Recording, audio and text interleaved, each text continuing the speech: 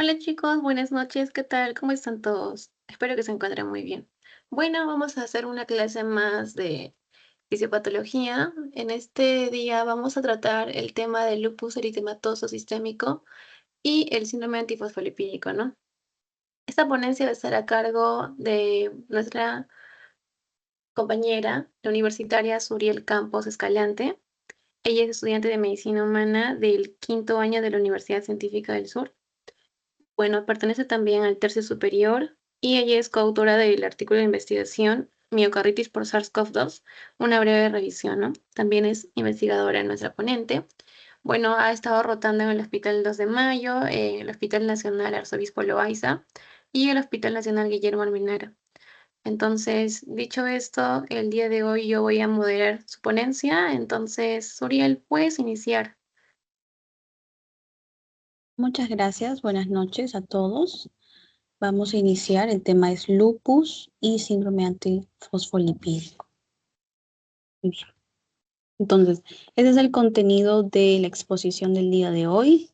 Vamos a aprender conceptos básicos y vamos a enfatizar en la patogenia del lupus y el síndrome antifosfolipídico. Vamos a iniciar con el concepto de lupus eritematoso sistémico.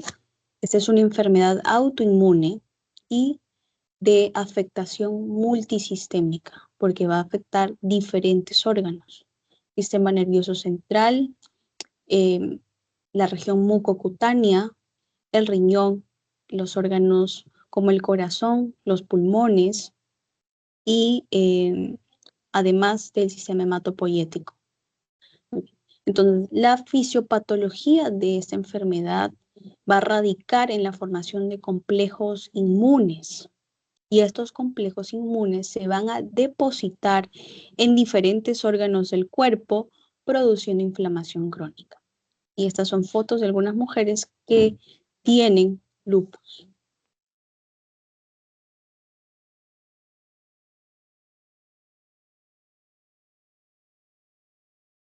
Muy bien. Entonces, vamos a hablar acerca de la epidemiología. Es más frecuente en el sexo femenino, en mujeres de edad fértil, en una proporción de 9:1 comparado con los varones. Se cree que es por un efecto del estrógeno, además de ciertos genes que se encuentran en el cromosoma X. También es más frecuente en mujeres de raza negra. Están asociadas también a la aparición del lupus en edades tempranas con peores complicaciones. Y la incidencia global de lupus es de 5.14 casos por 100.000 habitantes. Tenemos factores genéticos y factores desencadenantes. Los factores genéticos son principalmente alteraciones, mutaciones también en más de 100 loci, entre ellas alteraciones del HLA que va a codificar el complejo mayor de histocompatibilidad tipo 2 importante para la presentación de antígenos.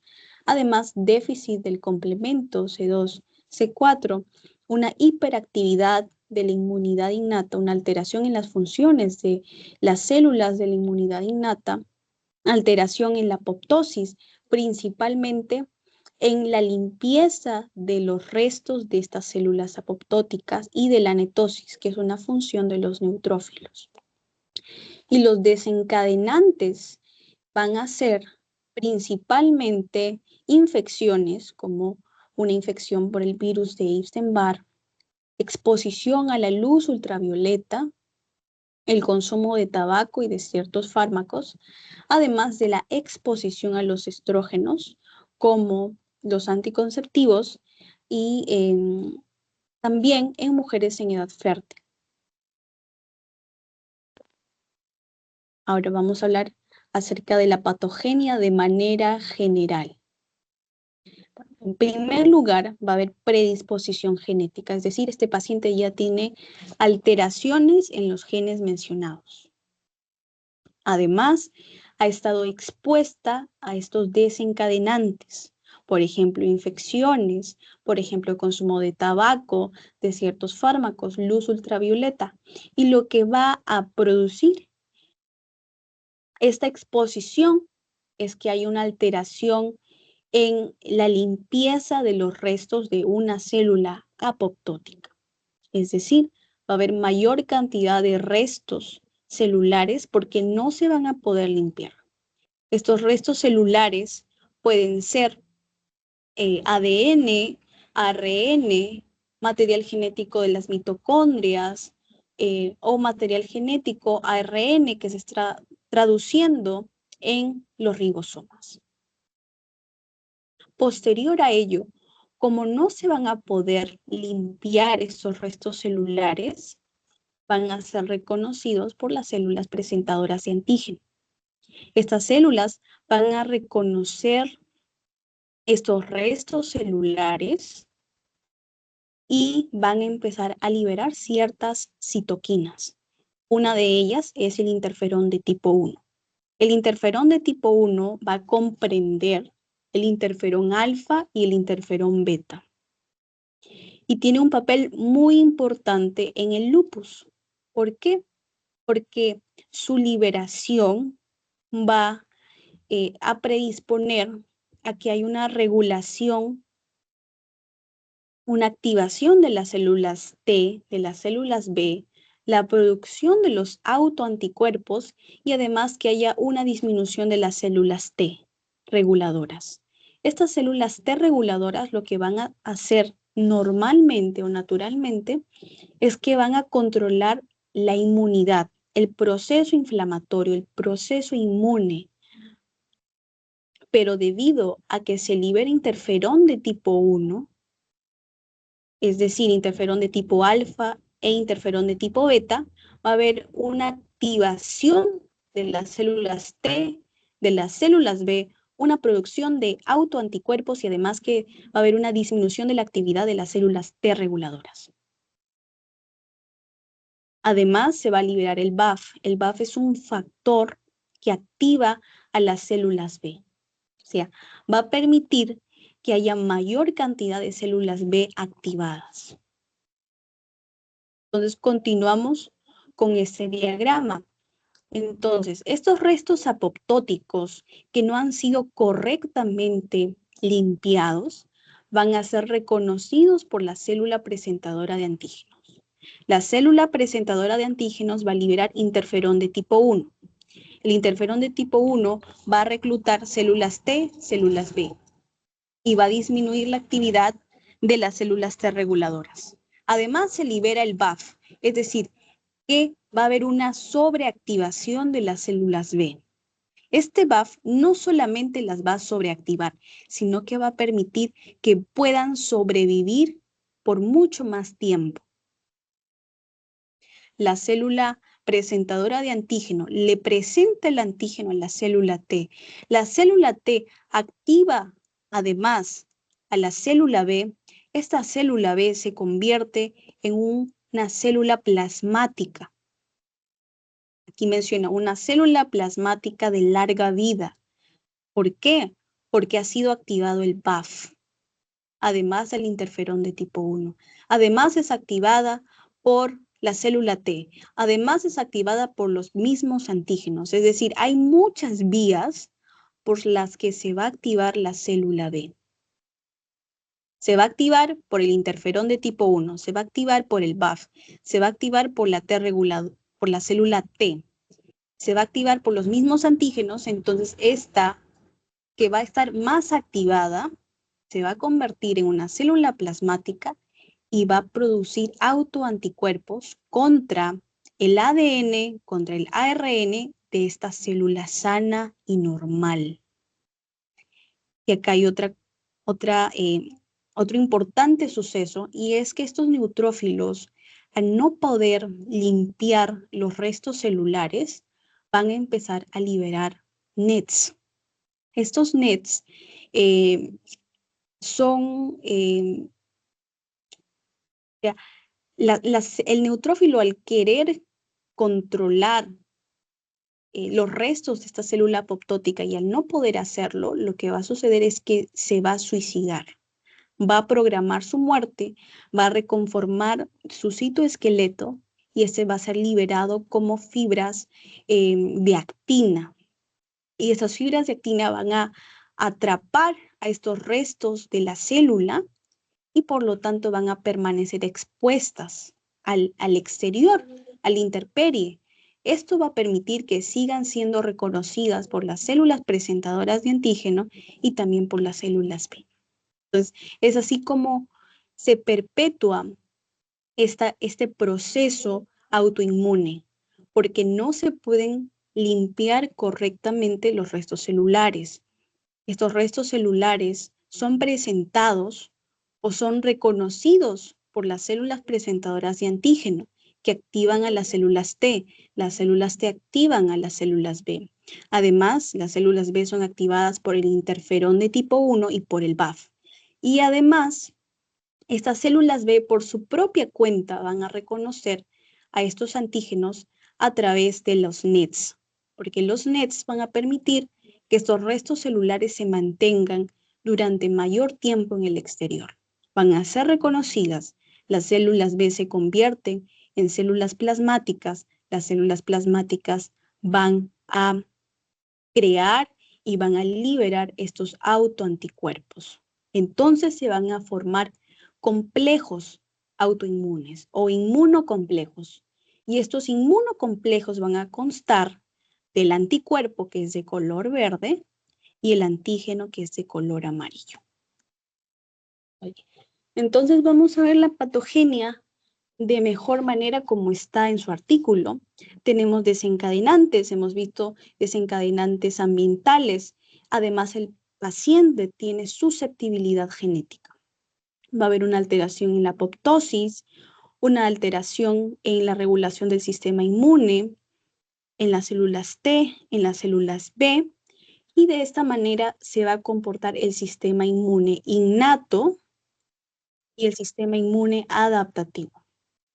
Entonces, el sistema inmune innato es el que va a reconocer de manera más rápida estos restos celulares. Y va a reconocer los restos celulares a través de unos receptores. Estos receptores son los Toll-like receptors. Estos receptores pueden encontrarse en la superficie de la célula, como aquí, que son los receptores de tipo 2, 4 y 6, o pueden encontrarse dentro de la célula, que son los receptores tipo 7 y tipo 9. Quiero que recuerden el tipo 7 porque es muy importante. Toll-like receptor tipo 7 porque está más asociado a la enfermedad de lupus. Entonces son reconocidos y esta célula va a empezar a liberar el famoso interferón de tipo 1, que consta en interferón alfa e interferón beta. Entonces hemos dicho que el interferón de tipo 1 va a activar a las células, es decir, a las células del sistema inmune adaptativo, a las células T y a las células B. Pero también puede activar otro tipo de células, puede activar a las células dendríticas o a los macrófagos y a los polimorfos nucleares. Entonces, esta célula va a reconocer los restos apoptóticos, va a liberar interferón de tipo 1. El interferón de tipo 1 va a activar a la célula T, a la célula B, pero también puede activar otro tipo de células como los macrófagos y los polimorfos nucleares. Seguido a esto, mi célula dendrítica, que ya reconoció al antígeno, es decir, a estos restos celulares que no han sido correctamente eliminados, va a presentarlo a través del complejo mayor de histocompatibilidad tipo 2. Eso es muy importante, porque este complejo es codificado por el HLA, que hemos visto como un factor de riesgo genético. Entonces, presenta el antígeno a la célula T a través de su TCR, que es el receptor de célula T. Y esta célula T va a liberar citoquinas, diferentes citoquinas. Se va a convertir en una célula T helper 1 y va a liberar diferentes citoquinas para estimular a la célula B. La célula B es muy importante porque si esta célula B se convierte en una célula plasmática, me produce mis autoanticuerpos y ahí tenemos la fisiopatología. Entonces, mi célula T, perdón, libera citoquinas que van a estimular a la célula B, pero además va a unir este CD40 ligando con el CD40 receptor de la célula B. Lo une y esta célula B se convierte en una célula plasmática. Y además de ello, esta célula B, que se convirtió en célula plasmática, va a empezar a producir autoanticuerpos, anticuerpos contra el ADN de doble cadena de la célula, los anticuerpos contra el material genético de los ribosomas, de la mitocondria, contra el ARN, entre otros. Y son estos autoanticuerpos los que se van a depositar en diferentes tejidos del cuerpo. Entonces, como manifestaciones clínicas, vamos a tener de arriba hacia abajo. El paciente o la paciente va a presentar cefalea, fiebre, pero puede cursar también con cuadros de ACV, de epilepsia.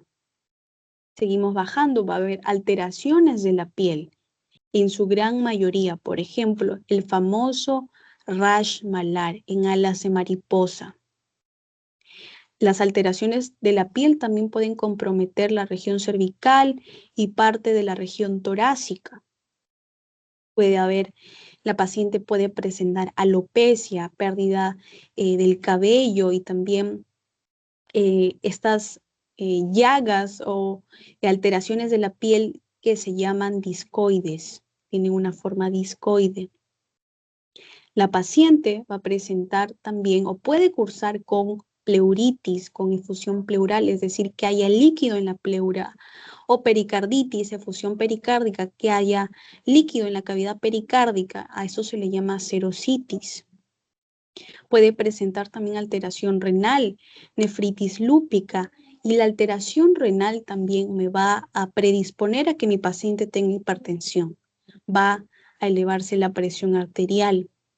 La paciente puede presentar también artritis. Por ejemplo, aquí vemos en la mano de la paciente, sus dedos están grandes, hinchados. Entonces, puede cursar con esta poliartropatía migratoria asimétrica, porque puede comprometer también diferentes articulaciones. La paciente va a presentar llagas, puede presentar úlceras, tanto nasales como bucales. Y un dato también importante es que la paciente con lupus cursa con el síndrome de Raynaud. Es decir, que hay un cambio en la coloración de los dedos de las manos o de los dedos de los pies ante la exposición al frío o al estrés. Entonces, el paciente está en un lugar donde hace mucho frío o está muy estresado, entonces va a cambiar la coloración de la punta de los dedos o de los pies.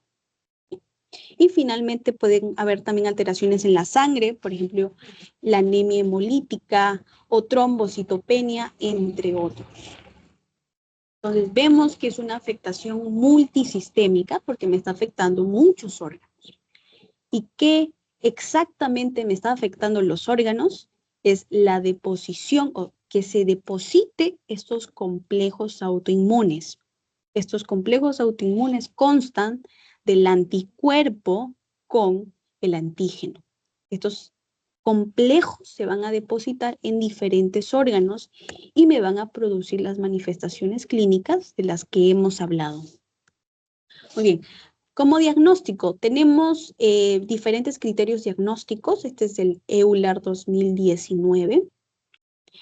Y para diagnosticar lupus yo tengo que tener una puntuación mayor de 10, debo tener un criterio clínico y además debo tener mis anticuerpos positivos.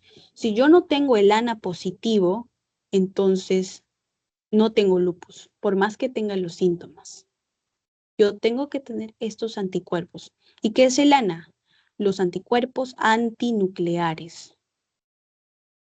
Debo tener más de 10 puntos y un criterio clínico, como mínimo. Entonces, ¿cuáles son estos anticuerpos que debe tener el paciente?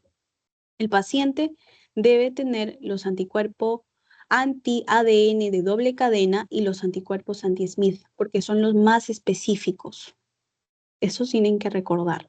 Los anticuerpos más específicos para lupus, porque hay un montón. Por ejemplo, los anticuerpos anticardiolipina, anti-beta-2 glicoproteína 1, anticoagulante lúpico, también pueden estar presentes. Y otros tipos de anticuerpos como el RO, como el A, entre otros.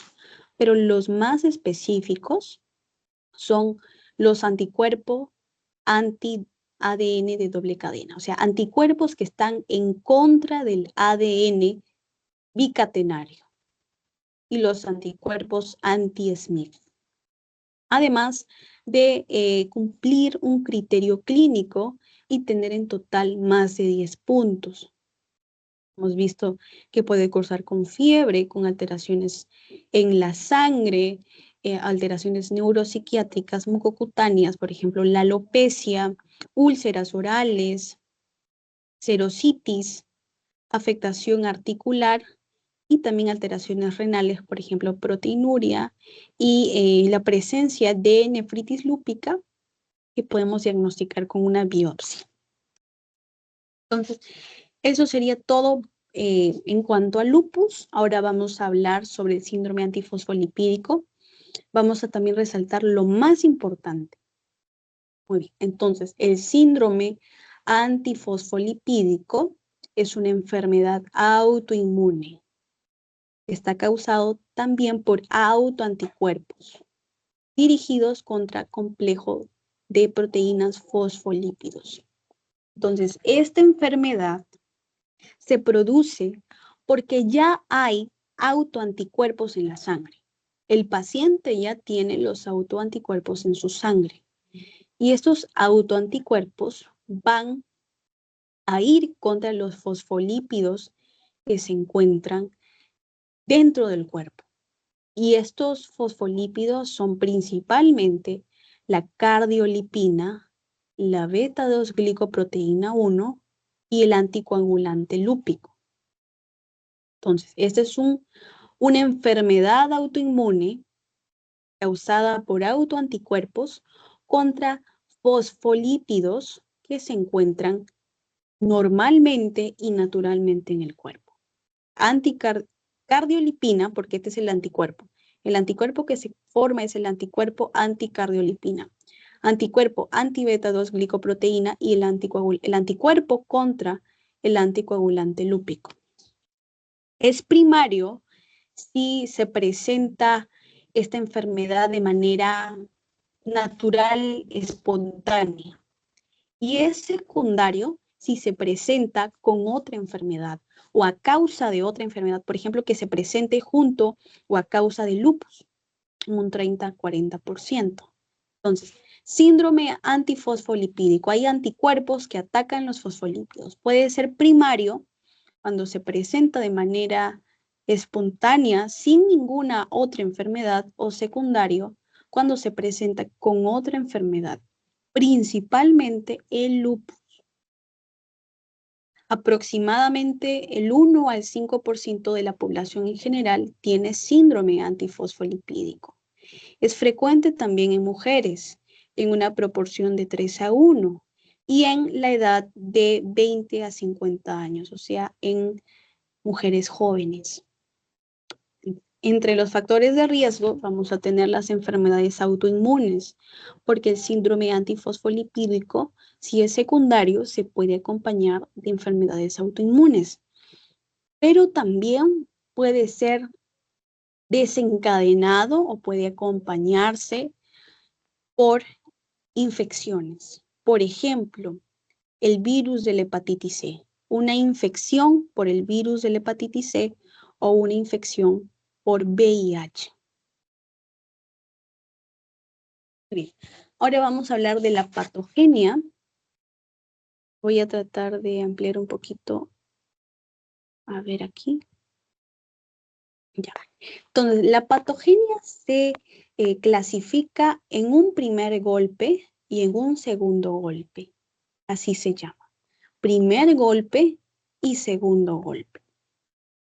En el primer golpe vamos a ver solamente la presencia de estos anticuerpos. Entonces, hay anticuerpos en contra de los fosfolípidos en la sangre. Aquí tengo mi anticuerpo de color verde. Aquí también, aquí también. Entonces, estos anticuerpos se van a unir a cualquier célula que tenga fosfolípidos. Y principalmente son los fosfolípidos, la cardiolipina, la glicoproteína 1, beta 2, glicoproteína 1 y también el anticoagulante lúpico. ¿Sí? Entonces, en el primer golpe va a presentarse los anticuerpos contra los fosfolípidos. Está presente aquí, aquí y aquí.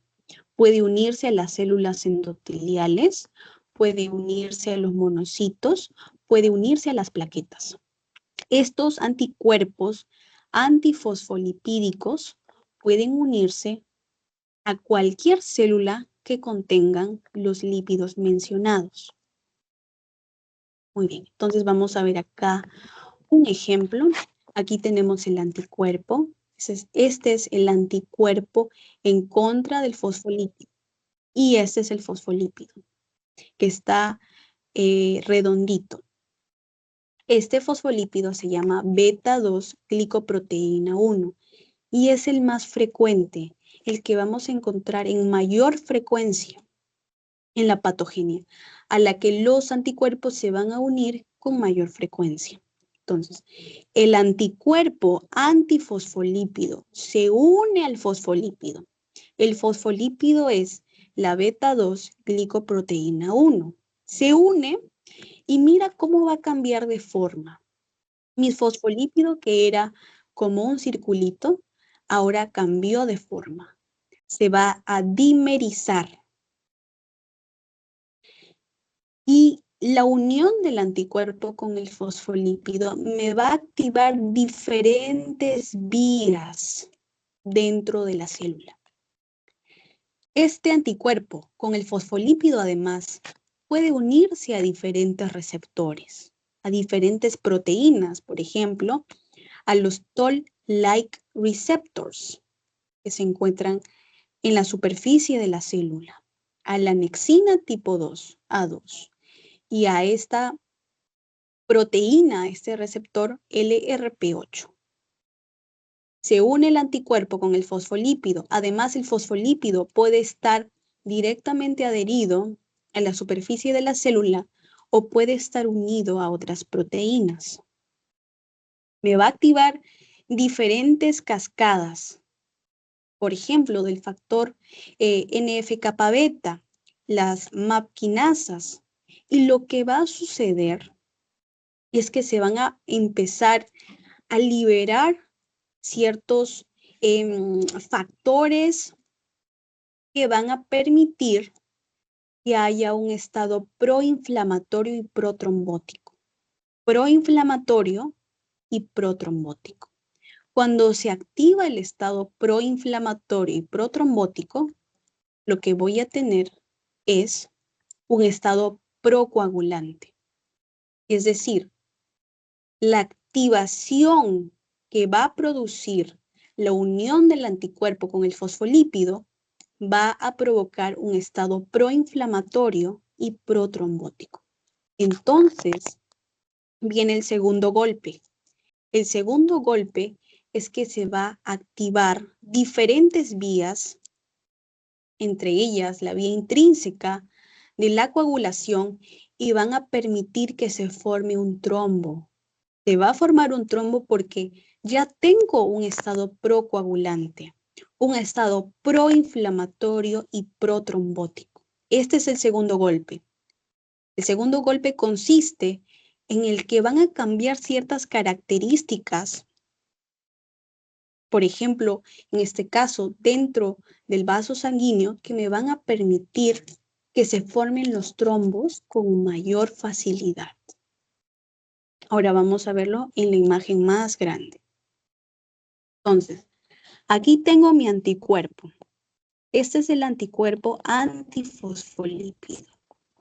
Mi anticuerpo antifosfolípido se va a unir al fosfolípido.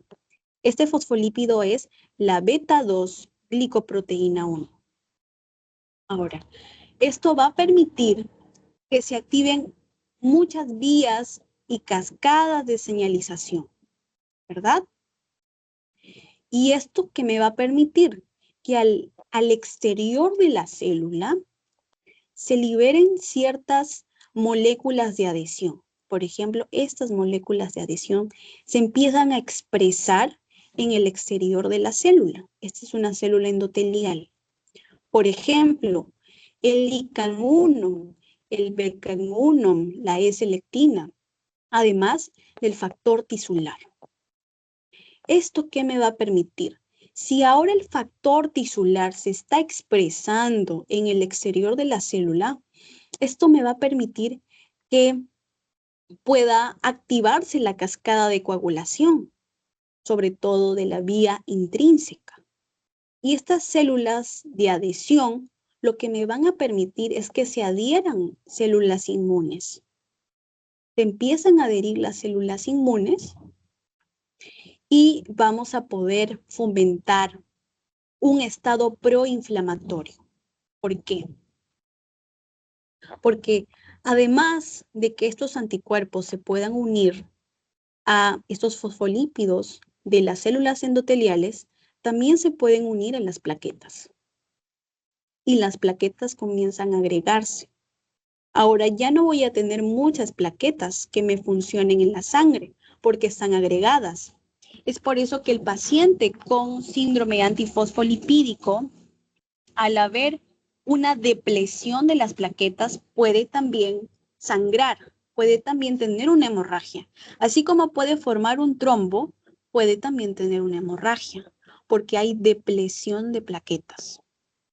¿Qué más? Estos complejos, el anticuerpo con el fosfolípido, también pueden adherirse a los neutrófilos. Y los neutrófilos me van a liberar citoquinas.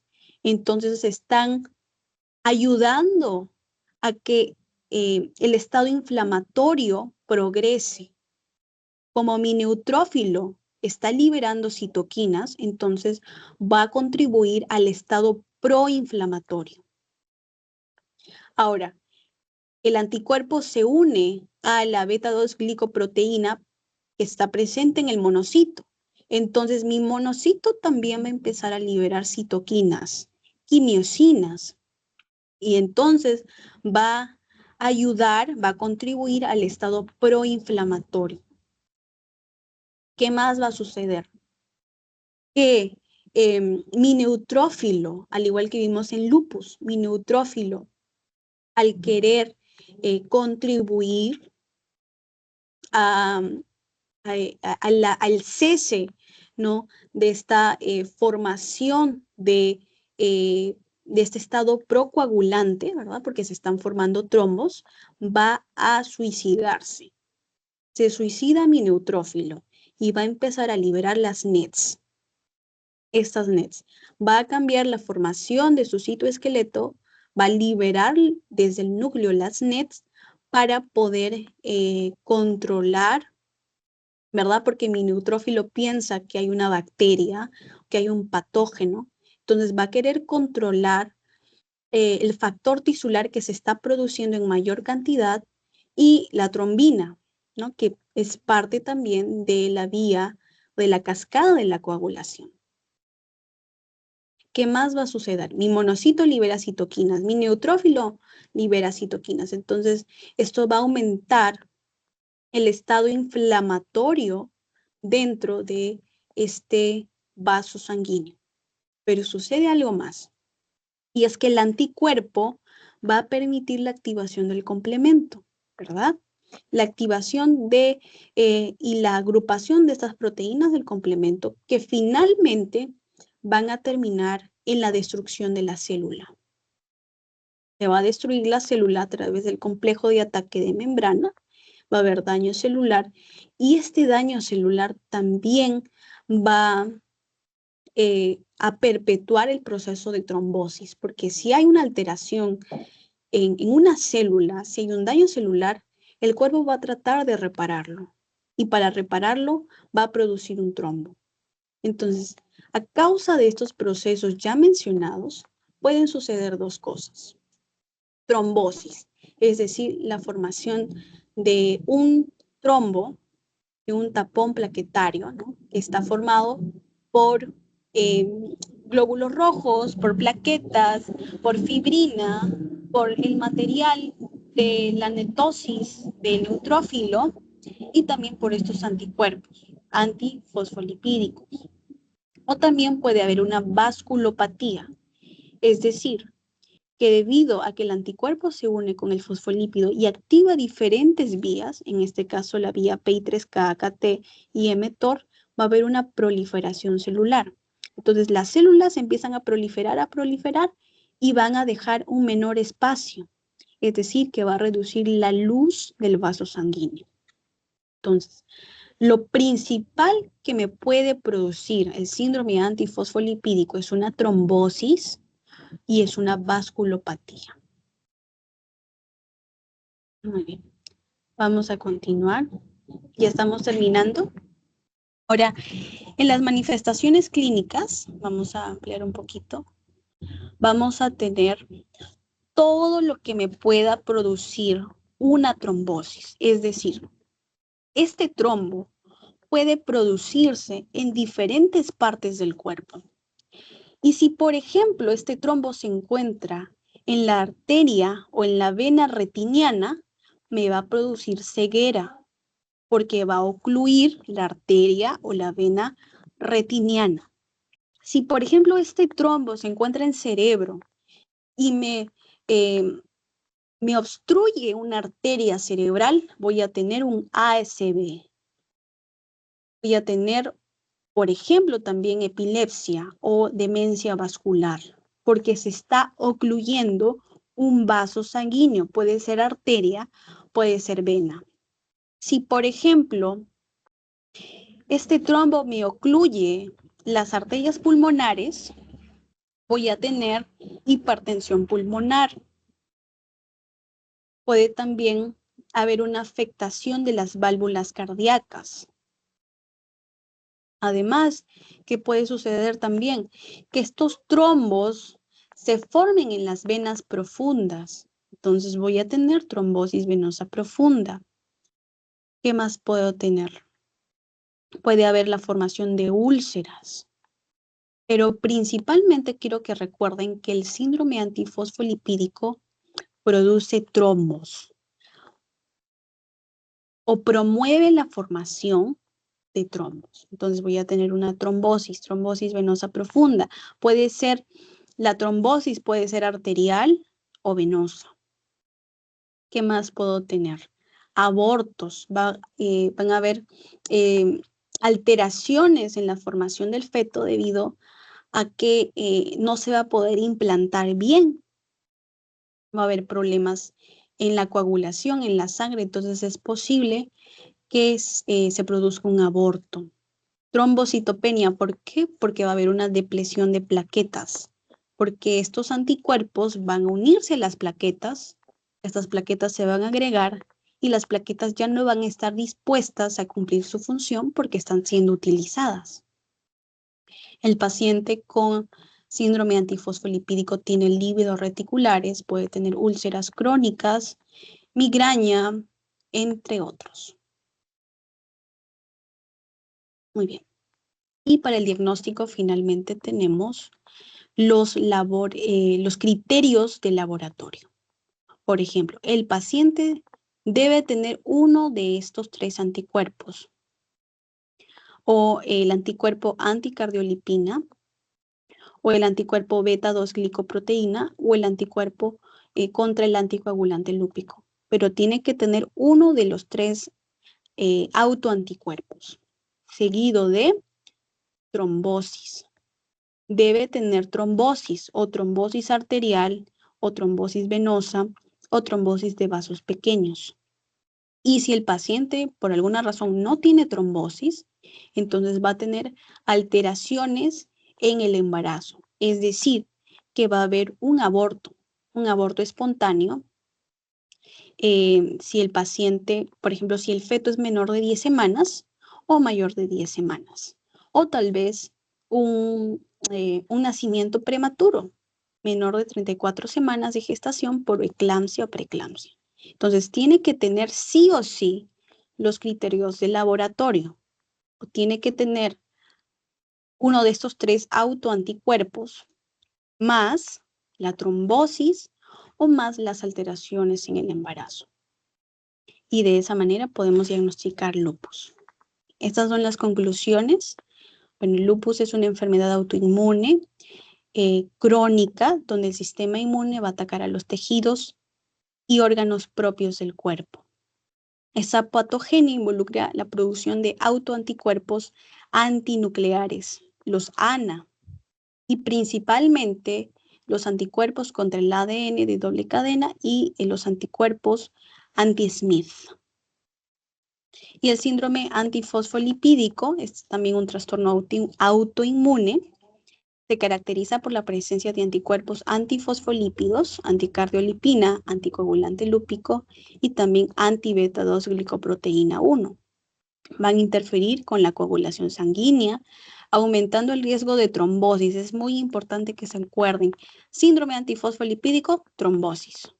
Síndrome antifosfolipídico, complicaciones en el embarazo. Esos dos. Y eso sería todo, chicos. Muchas gracias. Por favor, no se vayan. Voy a tomar lista, ¿sí?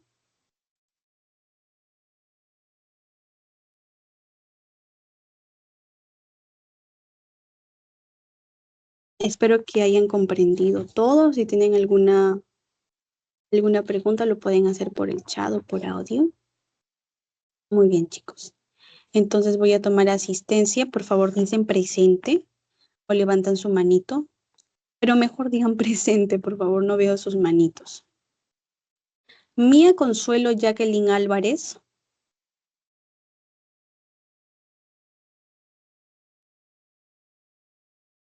No se encuentra.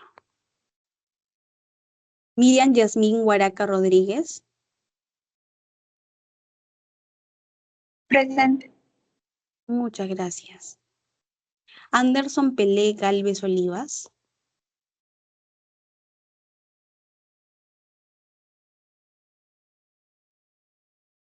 No se encuentra. Tatiana Belén Ramos Tinoco.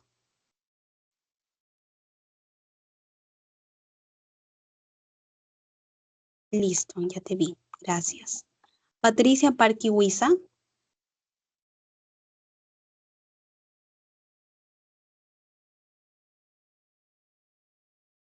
Patricia Parquihuiza creo que no se encuentra.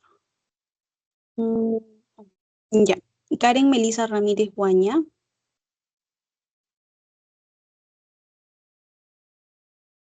Listo, chicos. Vuelvo a repetir que no deben faltar. Si tienen más de 3 faltas, los pueden retirar del programa. ¿Sí? Muy bien. Ahora vamos a realizar el quiz. Voy a dejar de compartir. Vamos a realizar el quiz. ¿Tienen alguna pregunta? ¿Quedó todo claro? ¿Desean que repita algo? ¿Lo entendieron en algún punto? A ver, voy a ver el chat.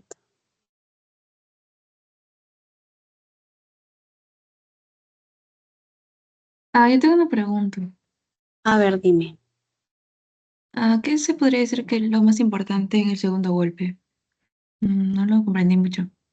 Ya. En el segundo golpe, lo más importante es que van a haber 2 estados. Un estado proinflamatorio. ¿Por qué? Porque estos anticuerpos, al unirse a las células del sistema inmune, van a liberar citoquinas. Entonces, estas citoquinas van a predisponer que se perpetúe el estado proinflamatorio. Entonces, uno de ellos es el estado proinflamatorio y el segundo es el estado protrombótico. ¿Por qué? Porque, como hemos mencionado también, se van a expresar el factor tisular en la superficie de la célula endotelial y por lo tanto se va a desarrollar la cascada de coagulación, que es la vía intrínseca. Entonces, lo más importante del segundo golpe es que vamos a tener un estado proinflamatorio y protrombótico. Eso es lo más importante. Ok, gracias. Listo, chicos. Entonces voy a compartir. Vamos a empezar con el quiz. Espero que haya quedado todo claro. Si tienen alguna pregunta, sigan preguntándome. Lo más importante es que todo esté claro. Más bien, yo he sacado la información de diferentes artículos, no solamente del artículo que les envié a la universidad, para que puedan comprenderlo mejor.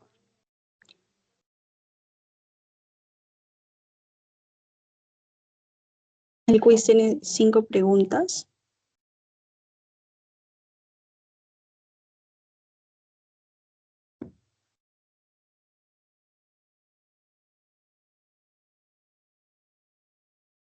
Listo. ¿Pueden unirse, por favor, para empezar el quiz? Vamos a empezar con 5 personas.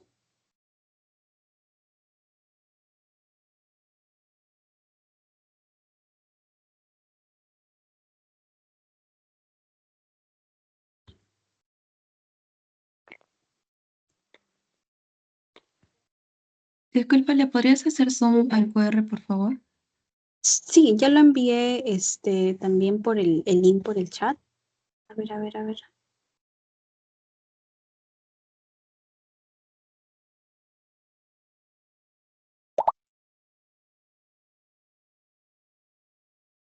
Gracias. Listo, chicos. A ver.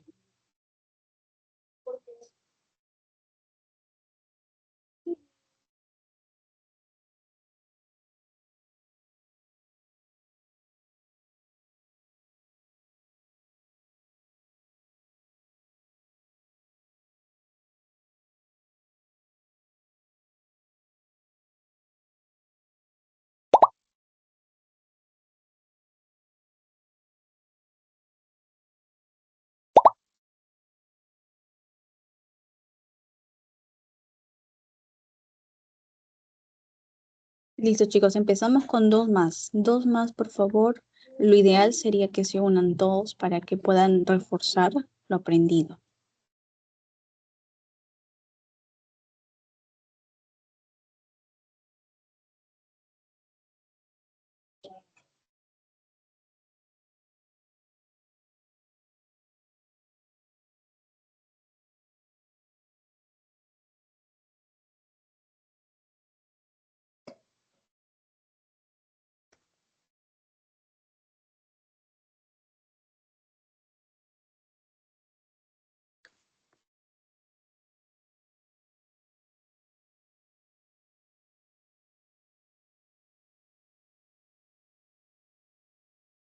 Faltan 2 integrantes.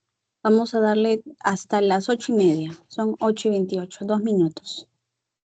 Faltan 2 integrantes, chicos, únanse, por favor. Falta uno, falta uno, falta uno. 2 minutos.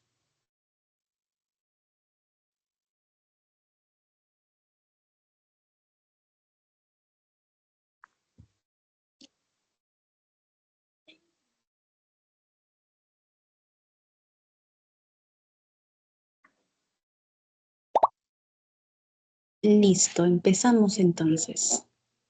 Empezamos.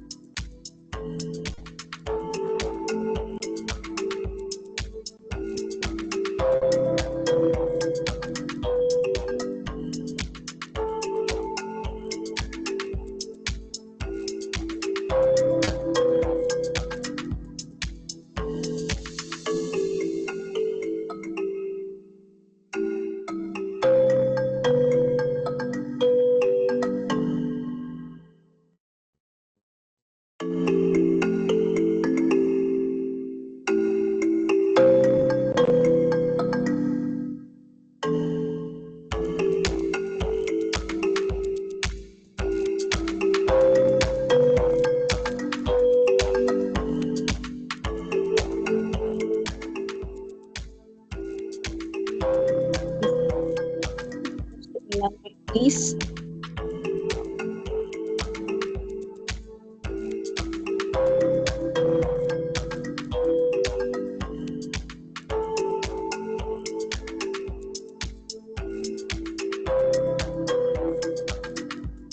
Ya terminaron, ¿verdad?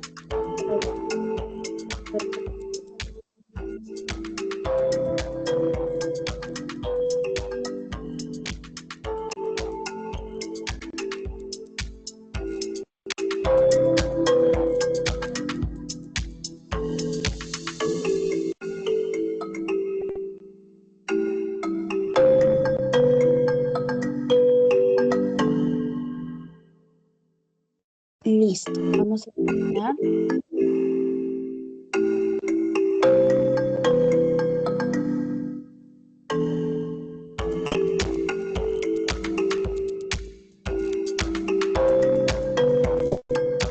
Vamos a terminar.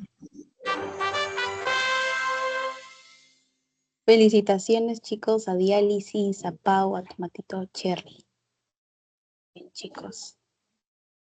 Me alegra que hayan entendido un poquito. Vamos a repasar las preguntas, sí, rápidamente. ¿Qué tipo de células están involucradas en el daño tisular en el lupus? ¿Cuáles son esas células? Hemos dicho que las células B, porque las células B se convierten en células plasmáticas, las células plasmáticas producen anticuerpos. Esa es la respuesta. ¿De qué manera el interferón de tipo 1 contribuye a la perpetuación de la respuesta autoinmune en el lupus eritematoso sistémico? ¿Por qué?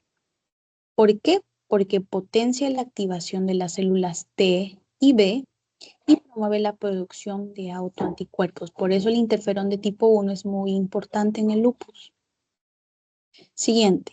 ¿Cuáles son los autoanticuerpos más frecuentes asociados con el lupus eritematoso sistémico? Los más frecuentes o los más específicos son los anticuerpos anti-ADN de doble cadena y los anti-Smith. Siguiente. ¿Cómo contribuyen los anticuerpos antifosfolipídicos a la trombosis venosa profunda en el SAF? ¿Inhiben la cascada de coagulación? Falso, no inhiben, más bien promueven que se active la cascada de coagulación. ¿Reducen la adherencia plaquetaria al endotelio?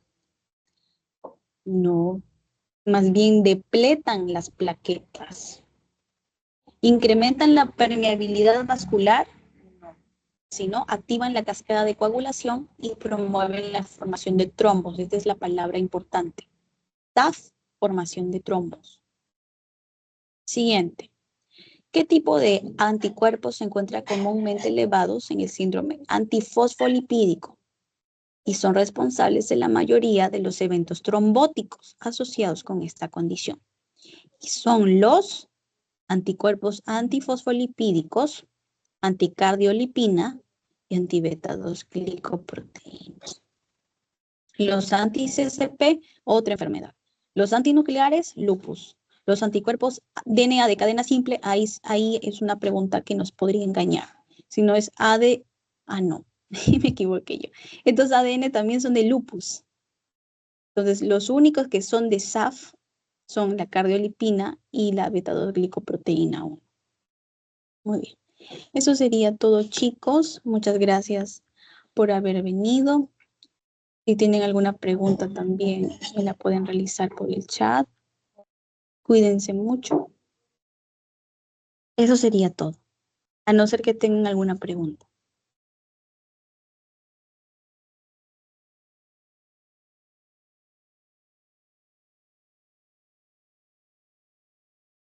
Muchas gracias, chicos. Muchas gracias. Sigan estudiando, lean sus artículos. La verdad que los artículos son no tan fáciles de comprender, pero busquen la manera más sencilla de aprender. ¿Sí?